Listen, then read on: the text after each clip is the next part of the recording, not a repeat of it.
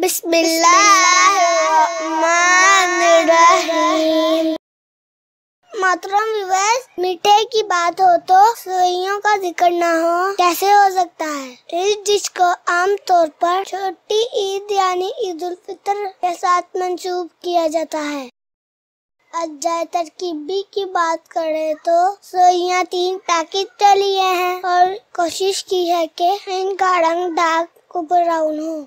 दूध तकरीबन 5 किलो उबलने के लिए रख दिया है। हस्बे जायका चीनी, 8 अदद सब्ज इलायची के दाने, बर्फी की कुछ टुकड़ियां हैं और गार्निशिंग के लिए छुहारे हैं जिनको रात भर पानी में भिगो रखा है। पिस्ता, बादाम और किशमिश भी गार्निशिंग में इस्तेमाल करेंगे। सबसे पहले सेवइयां पैकेट के अंदर ही चूड़ा कर लेनी है कि तकरीबन चावल के दाने के बराबर हो जाए। जब सेवइयों को अच्छी तरह बारीक कर लेंगे तो पानी जो कि पहले से उबल रहा है में शामिल कर देंगे। डायरेक्ट दूध में डालने से दूध फट सकता है। यहाँ सेवइयां उबलते पानी में शामिल कर दी हैं और साथ ही पानी से निकाल लेनी है, नहीं तो ये लेस छोड़ देंगी। और इनको आटा छानने वाली छाननी से छान कर पानी से अलहदा कर लेना है। दूसरी तरफ सब्ज इलायची को कूट लिया है और छिलके अलहदा कर लिए हैं और साथ ही कुछ दूध में बर्फी डाल रखी है कि वो नरम हो जाए और दूध में अच्छी सी मिक्स हो जाए। यहाँ जो सेवइयां उबाल रखी हैं पकते हुए दूध में शामिल किए देते हैं।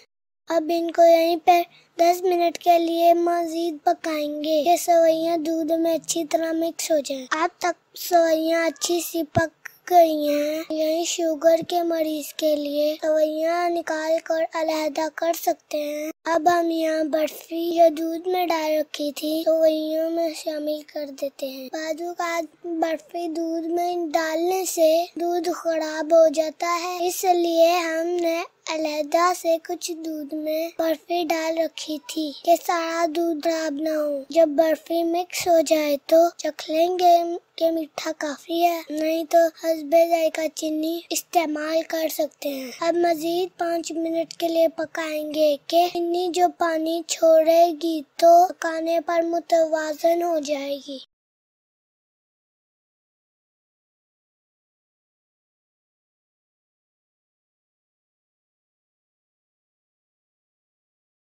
यहाँ हमने मीठी सेवइयां अच्छे से गार्निश करके सर्व कर दी हैं।